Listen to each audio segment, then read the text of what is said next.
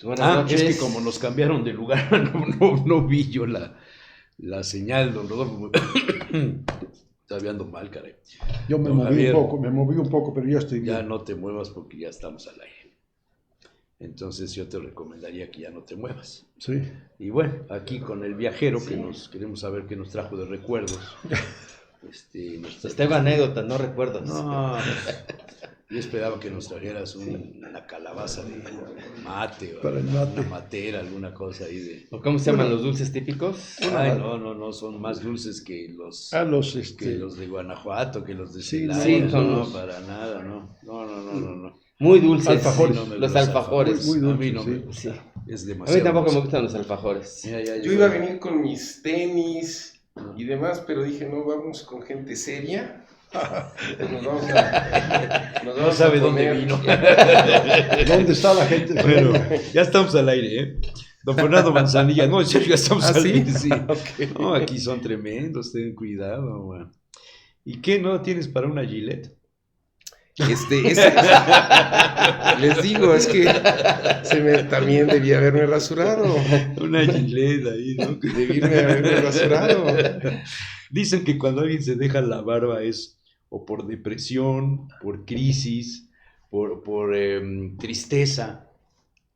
¿Hay algún resabio de estos en las últimas semanas en tu vida? No, yo ya me la había dejado desde antes. He estado ahí experimentando un poquito. Es parte del nuevo look. Fernando tiene que estar triste, pues lo acaban de incorporar como asesor del candidato a la gubernatura. Plenipotenciario, dirías. ¿Sí? No sé si la charla hoy. Pero sí estamos Fernando, en vivo ya. ¡Ya! No sabía yo. No sé si la charla con Fernando Manzanilla pudiera ser del pasado, de la historia reciente, del presente. O del futuro. Quizás sea más interesante el futuro.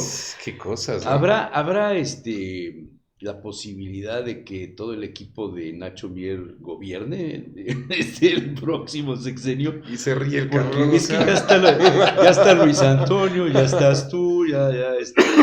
No, yo creo que es yo creo que es un ejercicio que está haciendo Alejandro Armenta como parte de construir una unidad, ¿no? O sea, creo que ese es el ejercicio político que está haciendo.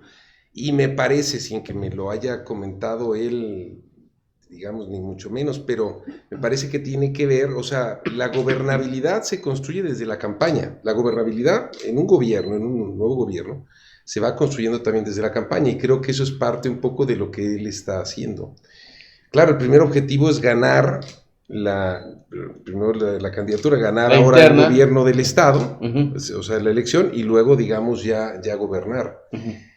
También él lo dijo, lo acaba de decir el día la conferencia de prensa del lunes, dijo, a ver, no todos, o sea, no por moverse antes van a estar incorporados en el gobierno, o sea, va a depender del trabajo que cada quien haga, o sea, creo que, y pasa en todas las campañas, o sea, una cosa es a veces el equipo de campaña y otra después el equipo de gobierno, pero que creo que es interesante, yo no lo hubiera esperado a lo mejor, que sí está generando una suma que creo que es positiva, que tiene sus retos, claro que tiene sus retos, porque hay muchísima gente que está inscrita en los procesos de Morena, son cerca de 30 candidatos para cada diputación federal, cada diputación local, presidentes municipales, entonces ese ejercicio luego viene hacia abajo, y es un tema complicado. O sea, ¿sí te sorprendió que llamara gente de la que estaba en el otro equipo? Sí, o sea, creo porque que el otro equipo no hubiera hecho lo mismo. No me hubiera yo esperado un ejercicio tan amplio por parte de él de estar buscando proactivamente a todos los contendientes y a gente de los equipos de los contendientes. O sea, ¿sí es un esfuerzo genuino por construir la unidad o es un esfuerzo genuino? ¿O es un tema de discurso, de fotografía, de simulación? Yo lo veo como un esfuerzo genuino y yo lo digo por mi experiencia con él, que yo tuve contacto a los pocos días de darse el resultado. Un agente de él busca a una gente muy cercana a mí y a partir de ahí, digamos, se da una plática por WhatsApp. ¿El Choco? El Choco, con José Luis y después de eso ya nos vemos pues a las semanas. Y yo así lo noté, o sea, yo lo noté así en lo personal. Ahora, eso mismo lo he visto de otras gentes que lo han tratado, pero más allá de eso, es un tema que yo vengo recogiendo de gente cercana a él, del equipo de él, que comenta eso. Entonces, sí, o sea, ¿es rentable políticamente hacerlo? Sí, pero yo lo veo en una lógica de ir construyendo él un tema sólido. Debemos recordar además que Alejandro vino a una escuela política, digamos como fue la escuela política del PRI, que era una escuela, digamos, podríamos decir, profesional, ¿no? Y siempre... Pues todos vienen de ahí, ¿no? Todos, de alguna forma, pero esos temas de los equilibrios y de los grupos y demás era algo que se cuidaba mucho, ¿no? Que luego se perdió. ¿Pero lo considerarías como cuota de poder, de grupo de poder? No, cero. No, yo creo que él lo que está haciendo es, todo el mundo tiene abiertas las puertas y en función de que ayuden y de que apoyen y de que den resultados, pues podrán tener una oportunidad hacia adelante. ¿Porque tienen miedo de no ganar o hay algún... Tú hace mucho tiempo me dijiste, Morena gana en Puebla hasta con un burro. Y yo anduve buscando algún burro que se lanzara, pero nadie se lanzó. Pero mira, hoy ya no hay que... Eso hay que tener ya mucho cuidado. Eso es lo mismo que decía el PAN en aquella contienda. Fraile. Bueno, Fraile en la elección municipal de Toño Sánchez Díaz de Rivera contra Blanca. Salió con 24, 26 puntos arriba y quedó 22 puntos abajo. A ver, hoy nada es seguro, no. Yo creo que hoy nada es seguro. Yo creo que parte de este esfuerzo tiene que ver con ganar, porque también no solo es ganar, sino cómo ganas, con qué diferencia ganas, con cuántos votos ganas. O sea, no solo diferencia porcentual, sino cantidad de votos, porque eso te ayuda a la hora de construir tu gobierno y también tu Congreso local. Que es quizá lo más importante. Entonces, no, yo creo que lo que vamos a observar es a nivel federal, la diferencia se va a achicar, como pasa en todos estos procesos. Veamos Estado de México que acaba de pasar. Sí.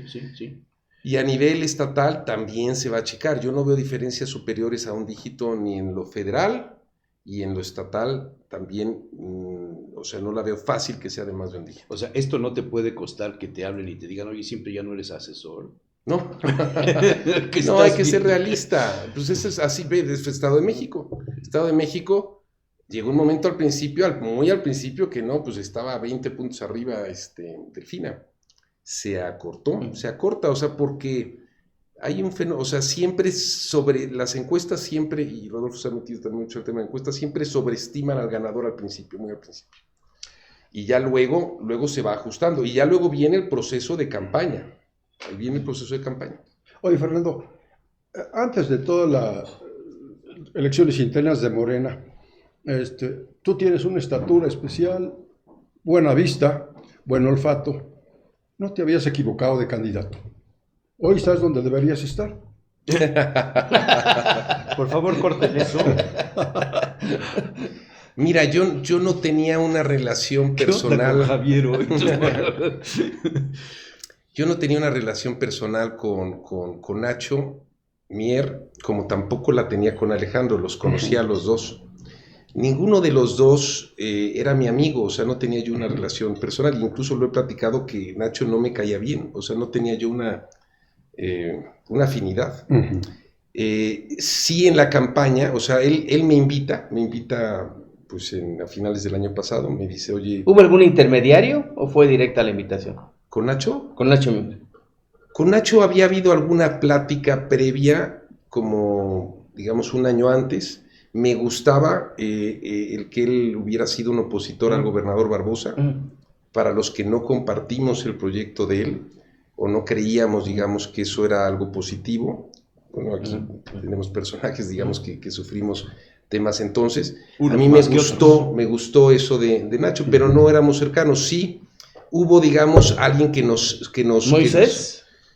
No, muy platica con él del tema mío, entiendo, y después fue a través de Luzma, que tuvimos en casa de Luzma una reunión ya muy extensa en su casa, y después dejamos de vernos, y después lo volví a ver en una gira, porque Paco Ramos me invita a una gira, y después en diciembre del año pasado él me invita. Acababa de pasar todo el tema del gobierno de acá, bueno, el fallecimiento del gobernador Barbosa, lo que pasa acá, y me invita, y acepto, y no me arrepiento, de haber aceptado y construir una relación muy estrecha con Nacho, y si me dices, ¿crees que Nacho hubiera hecho un buen papel como candidato y como gobernador? Sí, claro. Lo creo. Oye, un paréntesis ahí, se especuló, yo no le di crédito, pero te lo pregunto mejor, que en aquel momento cuando muere el gobernador, Nacho habría tratado de influir en que tú fueras el sustituto. Pues mira, como yo no estaba tampoco en ese momento, en esas circunstancias, no me consta nada, pero sí me dicen que en Gobernación Federal estaban trabajando en una terna y que estaban considerándome en esa terna, pero a mí no me consta absolutamente nada, ¿no? Es algo que yo he escuchado. Oye, Fernando, tienes la experiencia de haber trabajado con 3 gobernadores. ¿Qué expectativa ves en este momento? Con 4, ¿no? Con cuatro. A no ser que no le des crédito a... Sí. A Pacheco. Con 4 gobernadores. No, con 4, sí. ¿Qué expectativa, o a Tony Gali. ¿Qué expectativa tienes ahora con este gobierno? Sí, claro. Como presidente municipal. Como presidente, sí, pero luego Rafa ahí me bloqueó y ya no. Como gobernador. ¿Cómo contemplas el futuro gobierno de Puebla? ¿Cómo contemplo el futuro gobierno de Puebla? ¿En qué sentido? En el hipotético caso de que ganara Armenta. Claro, pensando en el triunfo de Armenta y en cuanto al reto que tiene enfrente una Puebla con problemas, inseguridad, malos gobiernos. Sí, claro. Entonces, ¿cuál es tu expectativa? Es que yo siento como que Puebla entró en el túnel del tiempo. En el túnel del tiempo, pero hacia atrás. Pero hacia atrás. Entonces tienes un gobierno que fue el gobierno de Rafael y después el gobierno de Tony, que fue un gobierno, digamos, más corto, pero que fue de mucho desarrollo, hablando más bien de infraestructura, ¿no? Y continuidad, digamos, Y continuidad, o sea, se hicieron cosas muy enfocado al tema de la infraestructura, muy enfocado a lo visible, que es lo que a Rafael le importaba, lo que se viera. Hay cosas buenas, hay cosas no tan buenas, pero bueno, al menos se vieron muchos cambios y ahí están. Y después de eso se para todo y empieza a haber algunas cosas a raíz, digamos, ya ahora del gobierno de Sergio Salomón. Pero el desarrollo pues se para prácticamente 5 años. Entonces, creo que Puebla, y en esos 5 años tienes un crecimiento de los grupos delincuenciales. O sea, el nivel de inseguridad, que todas las encuestas te lo marcan como el problema más importante para los poblanos, es un tema que viene creciendo, empieza a crecer a partir del final de Rafael, se detona realmente ya más con Tony y después se descompone todavía más ahora. ¿Por qué? Porque los grupos delincuenciales, cuando no hay un mando claro. Es cuando entran. O sea, sí fue el peor gobernador del pueblo. ¿Quién? Barbosa. Bueno, es peor dependiendo de cuándo, pero al menos de los que yo haya conocido. Digamos de Gonzalo Bautista a la fecha. Es que no me tocó, o sea, no sé, pero al menos de Melquiades a la fecha. Más que calificar algo, no hay logros visibles en las áreas, ¿no? Eso es. Y lo que, entonces, tanta incertidumbre, que no es culpa por ejemplo, no es culpa nada más de haya sido o no de Barbosa, o sea, hay mucha incertidumbre y eso genera que los grupos delincuenciales crezcan. Entonces traes un problema de inseguridad enorme. No hay una vocación del Estado, o sea, el Estado que es un Estado automotriz. Rafael todavía le quiso dar todavía más el tema automotriz, autopartero, pero no fue al siguiente nivel. Muchos de los estados que son autoparteros, Querétaro, se convierten en aeroespaciales, claro. O seguimos siendo textil, obviamente textil ya no. O tecnológico, pero pues tampoco. Ahora somos mezcaleros y estamos acabando con la reserva. Pero, o sea, el punto es, no hay o sea, la inseguridad. Sí, fue un mal gobernador, la inseguridad está muy mal. No hay una vocación clara del Estado. O sea, puede haber ideas. O sea, el Estado tiene todo para generar a lo mejor un clúster tecnológico y eso... ¿Un clúster de salud? Puede ser de salud también. Lo intentaron hace muchos años. Un clúster de salud, se habló en su momento de Atlisco como un tema, tienes buenos hospitales, es un lugar donde podrían venir a vivir americanos. Es un estado que se volvió un un imán turístico durante un rato, porque con Rafael sí pasó de una noche o noche y pico a doblar eso, o sea, la gente venía a Puebla, no está viniendo ya a Puebla. Entonces sí tienes una serie de retos que sí, yo creo, serán, o sea, el resultado de cuál es la respuesta a esos retos sí es algo que le va a tocar al gobierno siguiente. Sí creo que lo que viene es un momento de definición. ¿Y cuál tendría que ser la vocación entonces? Es como cuando estás en un momento, es un punto de inflexión, o si es inflexión para arriba, o sigues en una tendencia hacia abajo. La tendencia del Estado, en todos los indicadores en general, es hacia abajo. Sí tienes grandes oportunidades, como el nearshoring. O sea, este tema de la cantidad de empresas que se tienen que relocalizar, pero pues eso implica toda una estrategia de gobierno también para traerlas, ¿no? Entonces, es un momento crítico, pero también eso puede ser un momento de grandes oportunidades para un gobierno nuevo, ¿no? Fernando Manzanillo, ¿cuál tendría que ser la vocación? Finalmente, en la pre-campaña de Nacho Mier, se hizo un diagnóstico, se presentó. Luis Antonio Godina. Sí, que es el que hizo Luis Antonio Godina. O sea, ¿cuál tendría que ser la vocación del Estado? ¿Hacia dónde tendría que encaminarse? ¿Cuál tendría que ser su vocación? ¿Tendría que tener una vocación industrial, comercial, de servicios? ¿Cuál tendría que ser su vocación? Mira, yo creo que uno de los grandes logros de Rafael, si no es quizá el principal logro que tuvo Rafael, fue mostrar la capacidad que tiene Puebla de ser un centro turístico. Entonces yo creo que en términos de turismo, de arte y de cultura y todo lo que tiene Puebla, porque es un tema que lo tiene pues por la historia de Puebla, más cosas nuevas que se hayan hecho, pero creo que fomentar el tema turístico en Puebla es algo que ya vimos que funciona, que jala, que trae turismo, que trae dinero y que trae, digamos, una serie de beneficios. Eso es clarísimo. Ahí no hay que inventar el hilo negro. Creo que el otro, en esto te tienes que acomodar a la coyuntura. Si la coyuntura es una coyuntura global que está situando a México en una posición única, pues el tema del nearshoring y una estrategia muy agresiva para atraer estas inversiones, que básicamente son muchas de ellas inversiones industriales, y Puebla de manera no tiene natural. Parques industriales.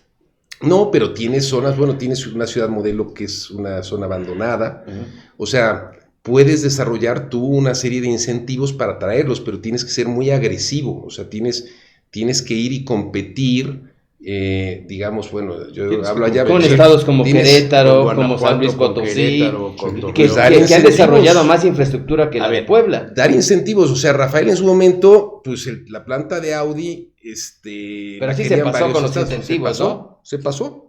Porque la quería, pero hoy hay muchísimas empresas que se van a estar relocalizando, yo creo que es el segundo. Y tercero, el mundo va hacia la tecnología, la gran creación de valor está en la tecnología. Un estado, una empresa que no está en la punta tecnológica es una empresa que no va a poder competir. El estado está obligado a construir, digamos, una base tecnológica, hacer, digamos, lo que hizo Guadalajara para poder ir construyendo una plataforma de aquí a 20 años. ¿Y ves bases para eso? Porque se dice, Puebla tiene mucha universidad, sí, pero de bajísima calidad.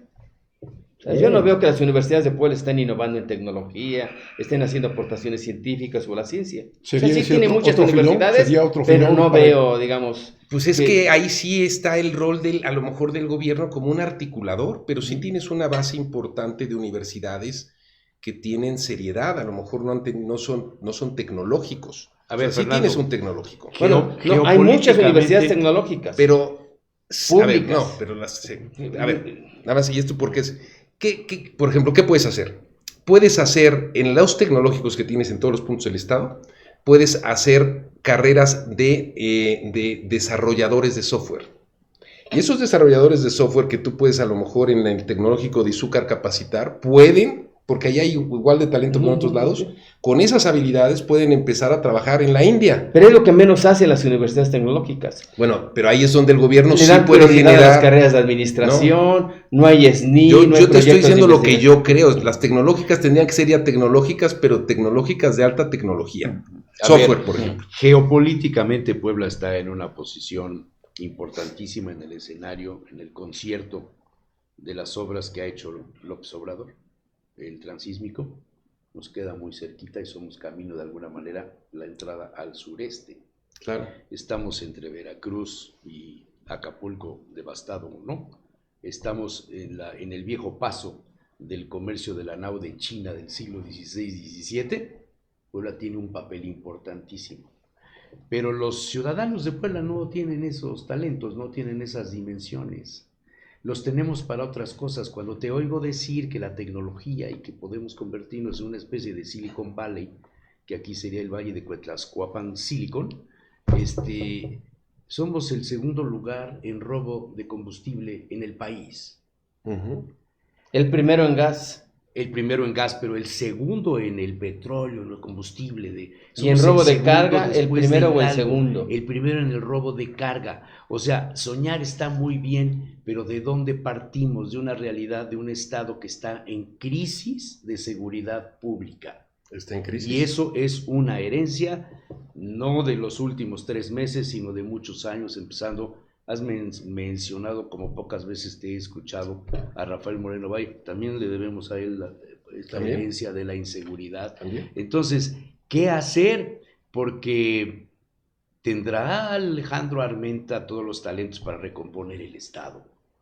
Va a recurrir a los mismos grupos de policías de toda la vida, estas alianzas que se generaron ahorita en la sierra entre Ardelio y Pepe Márquez y esto que por cierto trabajó contigo, por ahí van a solucionar el asunto o se está subastando la plaza, como sucedía con el viejo PRI. Yo veo a muchos marinistas, no exmarinistas, sino marinistas de militancia de toda la vida, patrocinadores económicos de Mario Marín, beneficiados en su gobierno, muy cercanos al señor Armenta, no sé si él lo sepa, pero tienen muchos antecedentes. Y esto, lo escribí el otro día, lo único que falta es que Carmen así venga a comer al Club de Empresarios. ¿A dónde está eso? O sea, ¿cómo resolver esto? ¿El nuevo gobierno tendrá los talentos para recuperar los espacios de los poblanos? Mira, ahora que estás diciendo eso, a mí me viene a la mente un ejemplo que tenemos cerca de nosotros, que es el caso del Salvador, ¿no? Me cambiaste de país, pero no, bueno, es una región necesitamos un Bukele. parecida en tamaño a Puebla, que era un pinche desastre. Sí estamos en Bueno, pero la forma de Bukele no es la mejor. esa es otra cosa, O pero sea, bueno, hay un tema... Que resolvió el tema de la seguridad, sí, Oye, pero a costa de los derechos humanos. Pero se religió, ¿eh? Sí, Bueno. sí. Bueno, a ver, haya sido Como haya sido. sido. El punto, lo que sí ves ahí es, a ver, si la principal demanda en las encuestas, en los grupos de enfoque de la población es el tema de la seguridad, Ese es el principal. pues eso es lo que tienes que atender. Y lo tienes que atender, yo creo, de manera, si es drástica, por eso hablaba yo, digamos, del ejemplo de Bukele. Y se puede atender, seguramente se puede atender si concentras tu ejercicio de gobierno a lo mejor durante un tiempo en eso.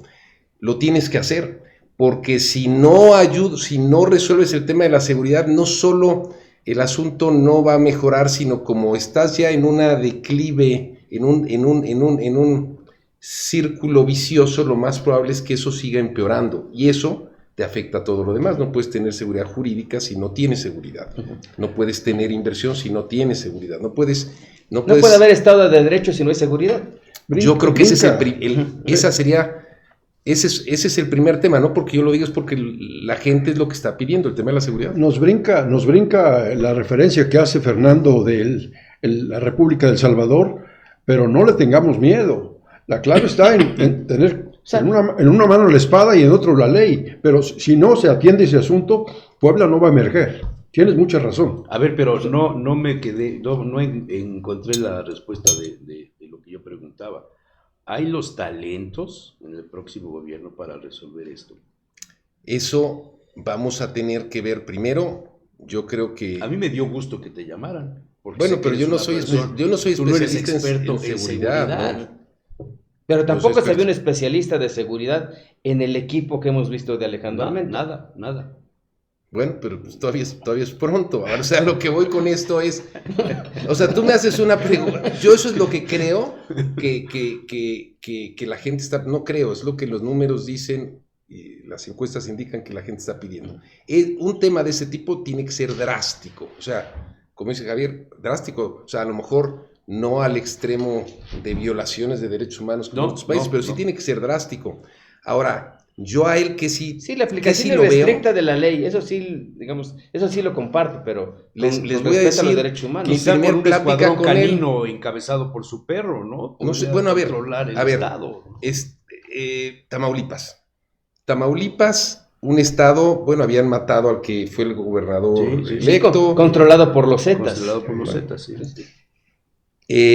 Cabeza de Vaca sí bajó drásticamente los índices delictivos y tuvo un equipo especial, digamos, enfocado en eso y se metió a eso y Tamaulipas pasó de ser, digamos, el primero o segundo estado, digamos, con mayor inseguridad a ser, digamos, de los estados más seguros. ¿Se puede en México? Sí, yo creo que se puede. ¿Se tiene uno que meter? Sí.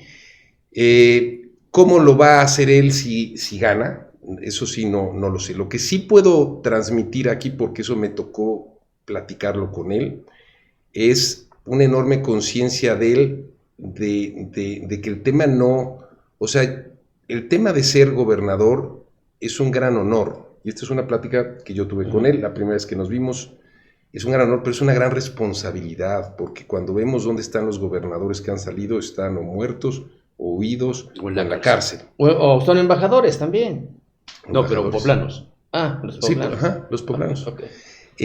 Entonces, al menos en lo que él me transmitió esa vez, era su enorme foco de estar pensando en el tema de ganar, pero en el tema de generar un buen gobierno. Lo vi muy enfocado en eso. Ahora, es todavía muy pronto, pues, para que yo sepa qué está pensando, no, que sepamos en general, pero al menos lo vi muy consciente de eso. De que, porque antes yo creo que el tema es, pues, llego a gobernador y ya, pues, hasta me tranquilizo, ya me la llevo tranquila, disfruto, decían, hay que disfrutar el poder, o sea, hoy es otro momento. Es otro momento. Eso de disfrutar el poder ya hoy no se puede. Oye, pero en medio de esto, cuando decías en un inicio las distancias se van acortando entre uno y otro candidato, no, tú manejas datos estadísticos. La vez que vino Lalo Rivera hace 2 semanas o 3 semanas, o cuando vino, le preguntábamos de esto y él decía que la diferencia es de 1 dígito, que no es de 2 dígitos, ¿no? Creo que dijo eso, ¿no? Que no era de 2, sino de 1. ¿Tú lo situarías así? ¿Hay una diferencia de 1 dígito? No, hay una diferencia de dos dígitos. O sea, no le ves riesgo a que... No, siempre hay un riesgo. Gane Lalo Rivera. Siempre hay un riesgo. O sea, siempre hay un riesgo como en cualquier campaña, porque es una contienda. Hoy está, digamos, siempre las campañas tienden a irse cerrando conforme va a empezar el proceso. Eso es algo natural y normal.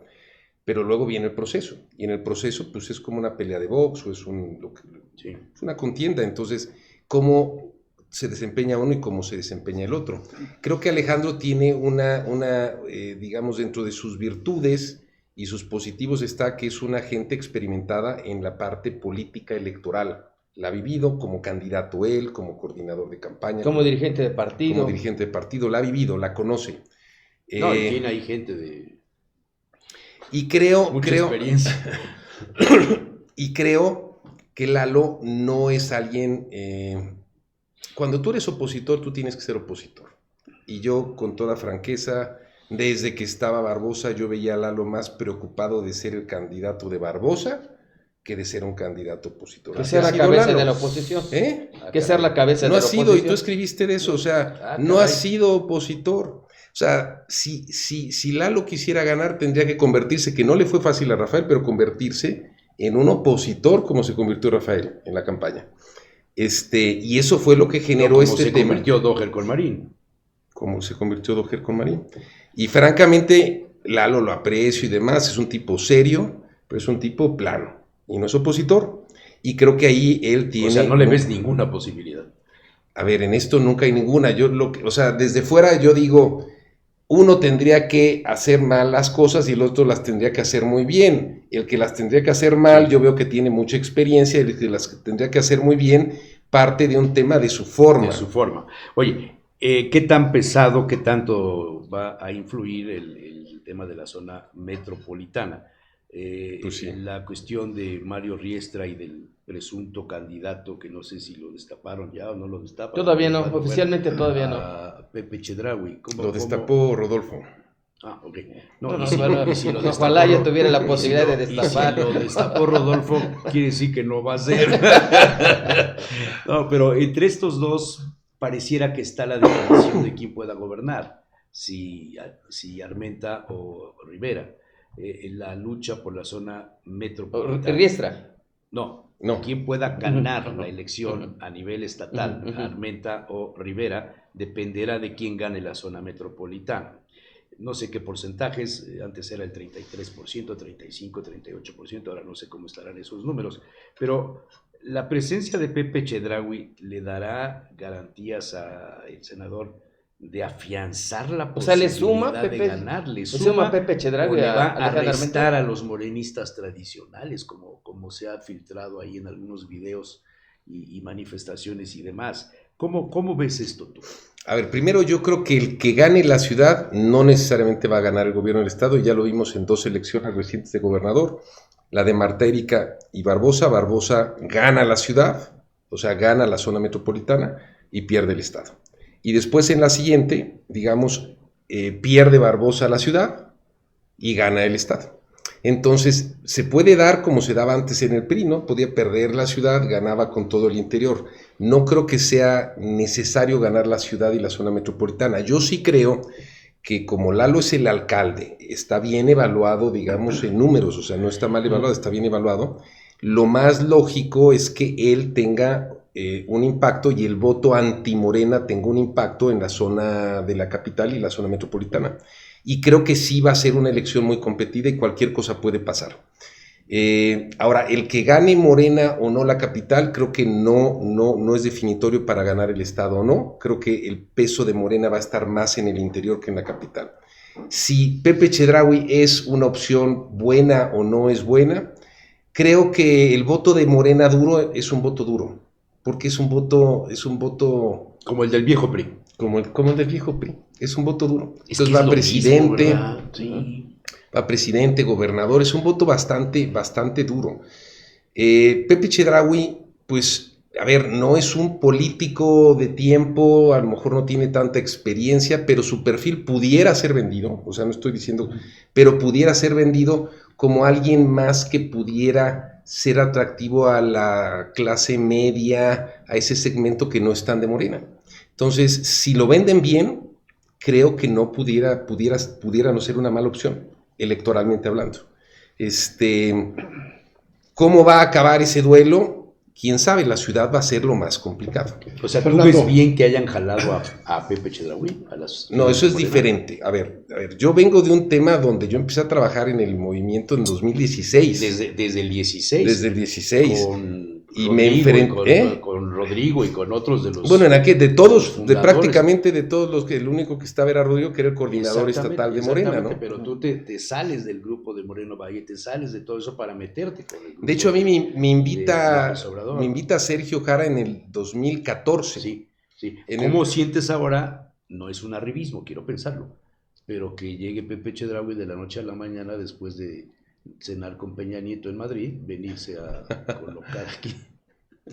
A ver, yo personalmente creo que Morena va a adolecer mucho de toda esa problemática del 24 ahora, pero más del 24 en adelante, porque es un tema de chile, de dulce y de manteca, y va a haber una cantidad de tribus metidas ahí que creo que van a ser ya muy riesgosas hacia adelante. Electoralmente hablando, en este momento pudiera ser que no afecte. Pero, a ver, si tú me preguntas, oye, ¿merece más alguien que lleve más tiempo y demás? Pues yo te diría, sí, merece más alguien que lleve Pero más si tiempo. Nacho fuera el candidato, tú que estuviste en lo íntimo de la intimidad ahí en el otro grupo, si hubiera ganado Nacho, hubiera jalado a Pepe Chedraui para la presidencia municipal. Es que el tema de Pepe Chedraui, yo como lo leo, es un tema del gobernador. ¿Quién era el candidato de Nacho para la No, ciudad? la verdad es que no. ¿No eras tú? No, o sea, él me dijo, pregunto muévete nada y demás, más. pero iba a tener que ser al final un tema de compensaciones que ya entran los gobernadores.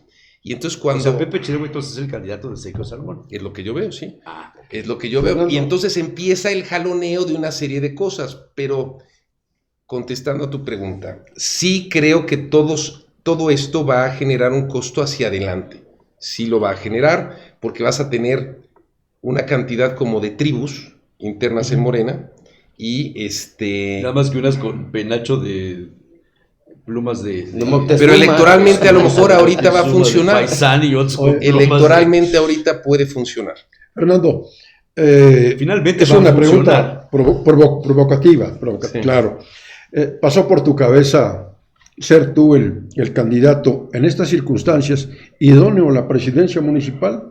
Con este bagaje que traes, tu cercanía, tanto con Nacho como con Alejandro, ¿pasó por tu cabeza alguna vez ser candidato a la presidencia de Puebla? Mira, cuando estaba yo trabajando con Nacho, Ujú. Nacho en distintos momentos me dijo, muévete, empiézate a mover. Y empezaste a comer chalupas y tacos y ir a los mercados y todo eso. No, de por sí tenía yo una estrategia de redes, sí fuimos. Pero era muy difícil porque además, finalmente en el equipo de Nacho, pues también yo era alguien El nuevo. coordinador. Y era el coordinador y tampoco podía yo estar con un ojo en el gato y otro en el garabato. Y en repetidas ocasiones le dije, más adelante lo platicamos. Entonces él sí me lo dijo en privado y en público porque había otras gentes en la mesa. Pero no era, o sea, en mi rol de coordinador no era algo funcional, sensato, posible, ¿no? Claro. Fernando, hemos hablado mucho del futuro. Yo quisiera preguntarte del pasado. Uh-huh. ¿Tú consideras que un error de Nacho Mier para no haber sido el candidato de Morena fue que no tendió puentes, no construyó puentes, lazos con el gobernador Céspedes? ¿Tú crees que fue el factor que inclinó la balanza a favor de Armenta? No, eso te puedo decir que no fue el factor, pero creo que Alejandro hizo en la parte cupular un ejercicio de mucho acercamiento.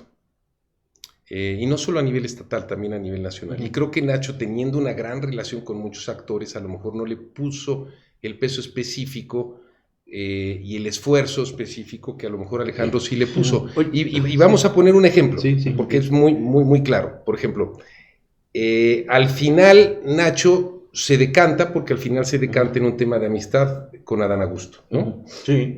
Con Adán Augusto. Sí. Y él mantiene esa vinculación y esa relación. Y ese tema le cuesta, porque en el grupo de Claudia al final decían, pues es que es el hermano de Adán Augusto. No es una gente cercana, es el hermano de Adán Augusto. Y finalmente él mantiene ese tema hasta ahora. el final. Y hasta ahora. Ese tipo de cosas creo que sí costaron. Sí costaron. Y creo que Alejandro en eso fue más Construyó una relación, por ejemplo, Alejandro con Julio Scherer. construyó una relación con Julio, ¿no? Y con Claudia. Que le permitió, digamos, construir una relación con el equipo de Claudia. Tú no por ejemplo. pensaste nunca, y lo platicamos un día, Rodolfo, y yo no sé si te acordarás, pero en el evento ese que tú hiciste ahí en el edificio de García Limón, el día que tembló, ¿te acuerdas? Sí. Nos sentamos en la misma mesa Raúl Torres, su mujer, no me acuerdo quién más, y estaba Barbosa y estaba Armenta en la misma mesa, y cuando se iban se fueron a despedir de nosotros y les dijimos siéntense y les preguntamos, todavía no había sucesión, pues estaban en el proceso, ¿no? ¿Quién de los dos va? Y Armenta dijo, no, yo voy con el senador Barbosa. Y Barbosa dijo, no, yo voy con Alejandro. Me acuerdo, claro. Entonces eso lo platicamos un día, lo escribimos y demás. Y yo siempre pensé que al final del día, diría Pepe Ojeda, al final del día, si no se hubiera muerto Barbosa, los candidatos finalistas hubieran sido Salomón y Armenta. ¿Crees eso? A ver, sí. Porque el grupo se decantó inmediatamente por Céspedes, protegiendo a Armenta. No, pero Barbosa nunca quiso a Armenta. Uy. No. ¿Seguro? No. No Y sería- les voy a platicar, Bueno, ¿eh? fue el secretario de Gobernación. Pero durante- Eso lo debe tener muy claro. Durante 6 meses a lo mejor le dijo mentiras. No, bueno, No, y no, en no. la campaña, o sea, Lo engañó. No, él Si engañó a otros. Él nunca quiso a Armenta. Yo lo que creo en el caso del gobernador Barbosa es que él traía su juego y armó, digamos, algunas fichas propias, el caso de Olivia, el caso de Sergio Salomón, el caso, no me acuerdo, del secretario de Salud. del secretario de Salud. Ah, es claro, ¿no? Martínez, sí. Pero bueno, estos, Y Julio, sí, por supuesto. Julio. que no, Julio todavía no estaba Todavía no estaba en el grupo. Era director de ahí en Gobernación. Este era su tema. Y entonces él decía, si me dejan poner candidato, lo escojo de acá. Y si no me dejan, mi candidato es Lalo. Creo que eso era clarísimo con él. Si no, iba a decir, Sí. claro, o sea, si no, pues no. O pues sea, ustedes se el ocupan. gran perdedor con la muerte de Barbosa fue Lalo Rivera. Yo creo que sí. Ahí está la nota, esa es la cabeza. Yo creo que sí, pero Alejandro nunca fue, para Alejandro fue muy difícil el que Barbosa lo dejara de atacar. Y creo que en eso jugó un papel Julio Huerta. Pero nunca de rompió, acercarlos. digamos, a diferencia de Nacho. Con Nacho sí se Pero digamos, nunca sí se rompió enemistó. porque Alejandro, o sea, hizo todo para aguantarse y para tratarlo de sobrellevar. Ujú. Mientras que Nacho Ese se es mandaron eso. mutuamente a la chingada, ¿no? Exactamente. Ajá. Pero no. Hablando castellanamente. No, yo creo que de todas maneras la sucesión iba a estar entre Nacho y entre Alejandro. Esa es mi impresión. Y sí, Barbosa iba a tener candidatos, como de todas maneras hubo, pero que tampoco representaban políticamente tanto ni iban a crecer tanto. Lo que sí hubiera pasado es que si no era uno de sus candidatos, él hubiera abierto la posibilidad de jugar en contra. Oye, la presencia de la viuda de la señora Rosario. Barbosa, Rosario, Orozco Caballero. presuntamente en la candidatura por Tehuacán, ¿cómo la ves? Van a perder Tehuacán. No, a ver, Tehuacán, como todas las zonas urbanas, va a ser más complicada para Morena. Las evaluaciones que yo vi en su momento de los gobiernos, del gobierno de Tehuacán, eran muy malas. Platicas con la gente cuando vas allá, muy mal, el tema de la basura es una cosa crítica. Sí, el presidente no tiene buenos números. Está No, de la no, chingada. Y quería reelegirse y los números no le daban. Ahora, aún así, yo en números que llegué a ver, Morena todavía muy arriba. Ujú. Sí creo que se va a cortar ahí la diferencia y sí creo que cualquier cosa puede pasar. No sé qué tan buen cartel o no tenga esta señora allá, no lo sé. Pero va a ser una elección Pero es competida. un puente de plata, digamos, para sumar a todos los grupos, sería el estilo Yo creo que de ese es- yo creo- Armenta. Yo creo que La es eso. presencia de Chucho Morales. Y no solo, padre e y no hijo. solo creo que venga de él, creo que esto viene hasta del tema de Claudia. O sea, de darle un espacio a ella, Sí. que el marido la no llegada terminó. de ir etcétera. sumando, ¿no? De ir Morales, sumando. la llegada de los Morales de Chucho padre, Chucho hijo. ¿Cómo percibes eso? Pues La llegada Chucho de hijo lleva Germán. tiempo ahí. Sí, pero... o sea, Bueno, fue estamos candidato del hablando- PAN también. Estamos hablando de Al los, diputado de los federal por viejos Tepeaca. grupos priistas importantes, ¿no? Es que Puebla Puebla, tradicionalmente las elecciones se ganaron aquí a través de los cacicazgos. Sí. Así era. Sí.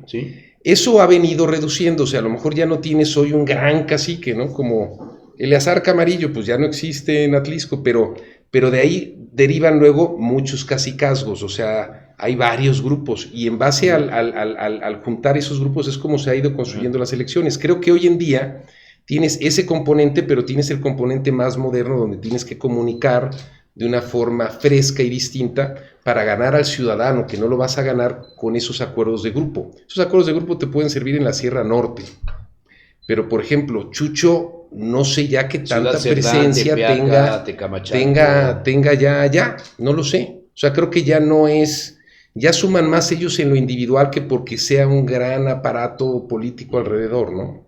Fernando Manzanilla, ¿cuál va a ser tu función o cuál es tu función como asesor? Buena pregunta. De Armenta, o sea, ¿Vas a cobrar? ¿qué área te está, digamos, asignando? Mira, cuando hablamos, yo construí con algunas personas un sistema de información muy bueno y muy sofisticado que fue utilizado en distintos procesos electorales, que sirve para la planeación y después para la integración de la promoción al voto y la depuración y la verificación de datos, y después lo mismo para la estructura electoral. La supervisión de la estructura electoral. Pues más que la supervisión, lo que tienes que hacer, porque te van subiendo un montón de datos, primero tienes que empezarlos a cruzar, los tienes que cruzar. Que no haya Tienen simulación. INES, no tienen cines, y ya después eventualmente eso incluso con tu base de datos agarras y les empiezas a mandar, ¿tienen teléfono o no? Bueno, pues entonces les mandas un mensaje, te contestan o no, o sea, hay muchas cosas que ya la tecnología ayuda. Entonces yo cuando lo vi le dije, yo te puedo ayudar en principio en eso. Y con eso ya hemos tenido algunas reuniones y estamos avanzando en eso. Han surgido algunas otras cosas más en la plática. A lo mejor le digo, oye, ya están haciendo esto. Pues sí, pero ¿por qué no te metes tú? Cosas de ese. Yo creo que va a ser un tema conforme vaya avanzando esto irán surgiendo cosas, ¿no? Pero en principio lo que yo platiqué con él era empezar a ayudar con el tema del sistema. Oye, Fernando, retomando la idea de Rodolfo de hablar un poco del pasado, te tocó ser figura clave en 2 gobiernos que genéricamente son catalogados como muy malos, el de Moreno Valle y el de Barbosa. ¿Qué aprendiste como funcionario de segundo nivel? ¿Qué aprendiste de lo que viste por ahí? ¿Qué experiencia te dejó? Muy malo. Depende de a quién le... Moreno Valle en términos generales no pasó como muy malo. Sí, depende a lo Quizá mejor fue muy malo para determinadas con personas. Una deuda de 40 mil millones al Estado, que estamos pagando todos. Pero y ahí están las cosas. O sea, yo no lo defiendo, pero no lo pondría en esa calificación de muy malo. Yo lo pondría hasta muy malo. Fíjate, creo que son las cosas. Mira, aquí sintió los efectos. Aquí sintió los efectos, Rodolfo. El de Moreno Valle, no el de Barbosa. Yo estoy hablando de Moreno Valle. ¿Sí? Barbosa sí, pero el de Moreno Valle yo no lo pondría entre los muy malos. Bueno, de esas, ¿qué experiencia deriva? ¿Qué es esto? ¿Qué enseñanza? Que el ego y la soberbia te pueden destruir. Y que quizá la profesión donde es más importante, en la vida es muy importante tener a tu ego bajo control. Hay un libro de Yehuda Berg que se llama Satán, sobre el cual escribió, por cierto, Toño Peniche un artículo. Lo acaba de publicar hace unos días. Sí. Y entonces Yehuda Berg, que es un cabalista, dice que que no es Satán así, Satán es el ego. El ego y la soberbia te pueden destruir, Javier, y yo creo que fueron 2 gobernadores que el ego y la soberbia les afectó de manera importante, teniendo cada uno de ellos sus talentos. De Rafael creo que hay muchas cosas positivas que se aprenden, pero hay muchas cosas negativas, ¿no? O sea, si levantas una encuesta, vas a ver que a lo mejor su nivel de aceptación es bueno, pero hay muchas cosas que dices, oye, pues sí, pero atrás de esto hay esto y esto y estas cosas, ¿no? Que ya en el análisis se ven. Pero creo que tanto él como el caso de Barbosa, el ego y la soberbia los comió y dejaron y los afectó. Los afectó, no solo, los afectó en su ejercicio de gobierno y en su legado. Y si me preguntas cuál es el primer requisito que tendría que tener un gobernante, es un tema de una estabilidad emocional muy importante. Eso es lo más importante. ¿Y Armenta tendrá eso? Pues mira... O sea, le dirías, primer consejo, senador o candidato, guarda tu ego en el closet. Hay esta frase, ¿no? De humildad en la victoria y dignidad en la derrota. Y yo te voy a decir que el día que yo lo vi, la primera vez que nos vimos en diciembre, vi a alguien con los pies en la tierra y con humildad. Y ese es el Alejandro que yo he visto ahora. Y no tendría a lo mejor necesidad de hacerlo, ¿eh? O sea, a lo mejor, otra personalidad, digamos, hubiera prescindido de estar haciendo un esfuerzo por sumar. Creo que creo que es algo positivo.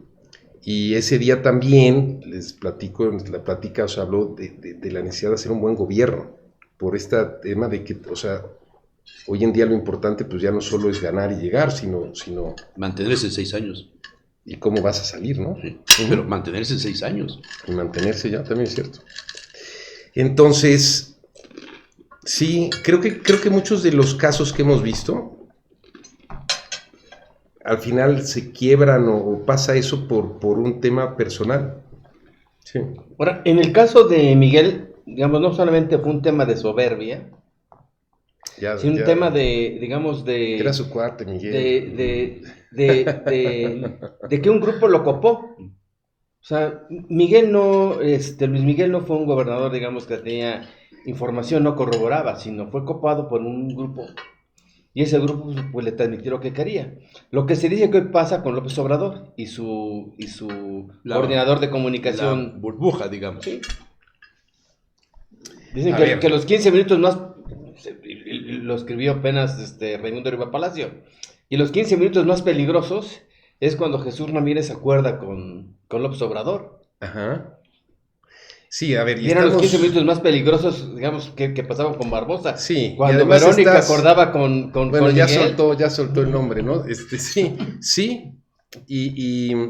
Y ¿Tú lo sentiste eso cuando fuiste secretario sí, de Gobernación? claro. Yo lo vi en el caso de muchos. ¿De Verónica? Sí, de muchos medios. Uh-huh. Pero ella tenía él no la tomaba mucho en cuenta, la influencia de ella venía por el tema del apoyo que tenía de la esposa. Uh-huh. De la esposa de él. A ella incluso la maltrataba y demás, pues como era a veces el estilo de él, ¿no? Pero sí, entiendo que es así, pero también, o sea... Entonces quiere decir que la que... Vamos al tema igual de esposa. estabilidad emocional. Uh-huh. Es que había todo un núcleo alrededor.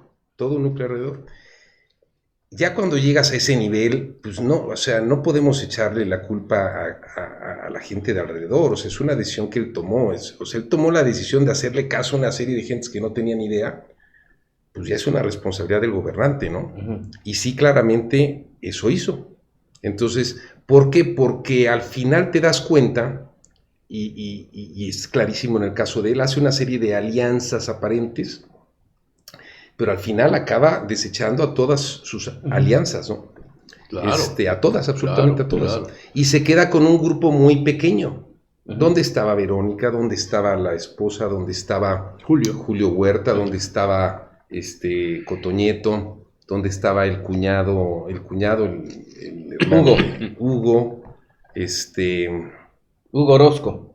y ya, o sea, a lo mejor eran 5 o 6 personas. Y con Armenta no puede ocurrir ninguno algo de ellos similar. con ninguna experiencia relevante en nada, ¿no? Con Armenta no puede ocurrir algo similar, porque dicen que el Choco, José Luis García, es el gran filtro. Complementando la pregunta, Rodolfo, mientras te pruebas el rico bacalao, ¿cómo curarse del riesgo de las burbujas en el poder? Citó algunos de los compañeros el caso de López Obrador, aquí lo hemos visto con los gobernadores. Yo vi un detalle tuyo cuando gobernaba Moreno Valle y que nos invitaste un día a comer a 2 o 3 periodistas. Lo vi como un intento de romper la burbuja que bloqueaba a Moreno Valle. Y me pareció un intento bueno, saludable, te lo dijimos ahí, en tu oficina, un buen intento. ¿Cómo precaverse del problema de las burbujas? ¿Tú dices como gobernante o para la gente que está en como gobernante? Tiene que ser un ejercicio muy consciente. O sea, un ejercicio muy consciente. Es madurez. Donde del estés gobernante. en contacto. Te voy a decir un caso donde yo vi a alguien que de manera natural lo hacía. O sea, a lo mejor por reflejos. Melquiades. Sí. Melquiades, me acuerdo un día estábamos saliendo de un acuerdo y entonces estaba ahí alguien en Casa Puebla, entonces, que está fulanito de tal. Ay, cabrón, la chingada. ¿El de la biografía? No. Y entonces ya sale, compadre, no sé qué, la chingada, no sé qué. Y ya después me dice, ¿sabes qué? Es que yo al final me dicen muchas cosas, pero yo me entero de todo. No por las cosas que me traigan mis funcionarios, sino por lo que me dicen. Por la gente, comunicación que tiene. con la gente. Y entonces él iba a los pueblos, él iba a los municipios y hablaba con la gente. Y eso al final de cuentas era su sistema de inteligencia. O sea, su sistema de información y de inteligencia era lo que la gente le iba diciendo. Entonces de manera natural no tenía como un cerco, o sea, sí tenía funcionarios más cercanos, tal, pero él salía... Rompí ese cerco. Él salía con permanentemente. esas visitas. Hay que hacer eso. Sí, cuando tienes a alguien como Barbosa que en su condición física no le era posible, entonces ahí sí es el caso más peligroso porque entonces lo tienes secuestrado, ¿no? En el caso de Alejandro yo no lo veo así, primero porque es una gente como muy activa y muy de contacto. O sea, no lo ves con el riesgo de que lo secuestre un grupo. No. Y ahora que le preguntaron, fíjate, le preguntaron en la conferencia de prensa del lunes, porque dijo, oiga, y su gabinete, tal, y dijo, a ver, aquí nadie tiene garantizado, pero nadie tiene garantizado nada, ¿eh? Nadie. Y quien empiece a pensar que porque viene y tal, que le quede claro que aquí se ganan los espacios y el trabajo y bla, bla, bla. Entonces, sí, yo veo que en el equipo de campaña a lo mejor hay ciertas gentes que tienen más funciones, pero veo que todo lo está, digamos que él está concentrando las decisiones, me refiero en el caso de la candidatura. Oye, yo nunca he protestado, o sea, eso que te tomen protesta. Me he manifestado, pero rendir protesta no. ¿Con qué mano se rinde protesta? Con la derecha. ¿Seguro? Sí, claro. Vean las fotos de Alejandro Armenta donde rinde protesta como candidato de Morena, con la izquierda. A lo mejor en la izquierda se usa la izquierda o no. No, yo nunca he Entonces no protestado. siempre es la derecha. Bueno, vean las Sí. fotos. Y luego, lo del perro. ¿Cómo? Tú te Pues, fijas es que interesante, ¿no? Es Es interesante. que soy ser humano. No, está interesante. O sea, yo me fijo en las cosas que no se fijan los demás porque mi vista es muy abajo. Me fijo en los zapatos de la gente, que por cierto los que traes están muy bonitos, son españoles o italianos. En serio, ¿eh? ¿Ves por qué no traje tenis? Sí. Pero el perro, o sea, yo conozco a don Alejandro Armenta, porque ahora Tommy. ya tengo que decirle don, pues hace 20 y algo de años, mano, cuando llegó Marín, andaba ahí ya un poquito antes con Bartlett, andaba ya por ahí con Germán Sierra y estas cosas, y nunca le vi al perro ni al caballo. Y luego, al momento que toma posición como director del DIF, tampoco le vi al perro. Luego siguió secretario de Desarrollo social. Desarrollo social, tampoco le vi al perro. Luego anduvo en el PRI, tampoco le vi al perro. Y ahora de repente le veo al perro todos los días, hasta el momento de tomar la protesta lleva al perro. ¿Es parte de la estrategia para que los perros voten o Bueno, hay una iniciativa, hay una iniciativa en eso, entonces está acompañando todo este asunto, ¿no? Es interesante, ¿no? Porque en Corea, por ejemplo, se acaba de prohibir ya la crianza de perros para consumo humano. Quizás sea un mensaje al futuro. ¿Cómo que para consumo? O sea, en Para que ya no se Corea, coman los perros. nunca está en Como Corea. en China. Nunca está en Corea. No. Ah, pues un día ve, antes de que se termine la prohibición, les quedan 2 años para seguir. Ahí hay criaderos de perros para comerse. Sí, claro. Pues, bueno, tú te los comes acá, pero no te enteras. Pero, no te digo dónde, pero no te enteras. Y entonces ya se van a prohibir a partir de 2 años. ¿Será un mensaje esto subliminal al futuro? La sociedad se está moviendo hoy más en función de proteger a los animales que a los seres humanos. Se está moviendo más en función de estos valores, de estas... me acuerdo hace muchos Pues años... a veces pesa más eso. O sea, hay más Por escándalo eso, por los espérame, lomitos que porque matan a no sé alguien. por qué les llaman lomitos, pero me acuerdo hace muchos años, cuando eras el secretario de Rafael, empezaste con una campaña por la felicidad, ¿te acuerdas? Por la paz. Por la paz y la felicidad. Tiene ¿no? que ver con la Llevaba felicidad. las dos Sí, cosas. Y traías gente que leía en público, la voz, Sí, claro. la lectura en voz alta, reunías gente en los parques, y levantaste un movimiento que a mí me emocionaba un poco, porque pensé que íbamos ya a aterrizar los intereses de la sociedad en un concepto de cultura para levantar el espíritu y para verdaderamente provocar la paz y la felicidad. Por desgracia ya no seguiste haciéndolo, ¿no? Cambió tu vida, te movieron todo el tapete. Pero ¿será que por ahí puede ir Alejandro? Bueno, el día que tuvimos la conferencia de prensa, él dijo, cuando habló de mí dijo, es que Fernando y yo tenemos muchos intereses comunes, como es el tema de la Banco of felicidad, America y eso. No. de la felicidad y el humanismo mexicano, que son temas que a nosotros nos gustan mucho. Yo siento en parte de su discurso, desconozco porque no, así como traté después a Nacho y lo traté de manera cercana y lo pude conocer, a Alejandro no lo conozco. Entonces no te puedo yo responder, pero veo en él ciertos temas, o sea, el tema del perro, él me platicó, pues creo que lleva como 6 o 7 años con el perro, sí. con Tommy, ¿no? Y le tiene un gran cariño a Sí, Tommy, a lo mejor se es público ahora, se ¿no? ve, sí. Un Golden Retriever, ¿no? Uh-huh. Entonces sí creo que él tiene de repente ciertos intereses en eso, por eso la tesis, que desconozco porque no he visto la tesis, pero sí vi el título que tiene que ver con Por Amor a Puebla, algo así. Por ahí va, sí. Que es un buen diagnóstico, ¿eh? No sé qué El trate. libro ese de Por Amor a Puebla es un buen diagnóstico de Puebla. Ok.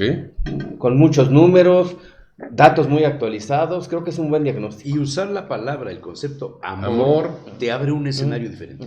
Sí. Por lo menos no piensas en el odio, en la es revancha. igual que el tema de felicidad, amor, son palabras con, dirían, alto nivel. No estás tan errado, porque tú fuiste visionario en Puebla en el tema de la felicidad, y hoy hay gobiernos que han creado Secretaría de la Felicidad, Sí.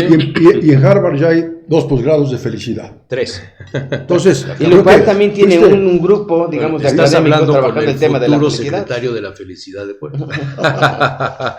No, pero sí es un tema, bueno, Oppenheimer acaba de escribir un libro Sí, que se llama, no me acuerdo ahorita el nombre del libro, pero habla del tema de la felicidad. salir del pozo. ¿Cómo salir del pozo? Habla del tema de la felicidad aplicando a países, a organizaciones y a personas. Sí. O sea, al final la gente, todos, de manera consciente o inconsciente, lo que hagamos, sea tomar una copa de vino, sea comer algo, sea salir a caminar, sea decir algo, sea ver a alguien, es porque pensamos que nos va a dar mayor nivel de bienestar o de felicidad.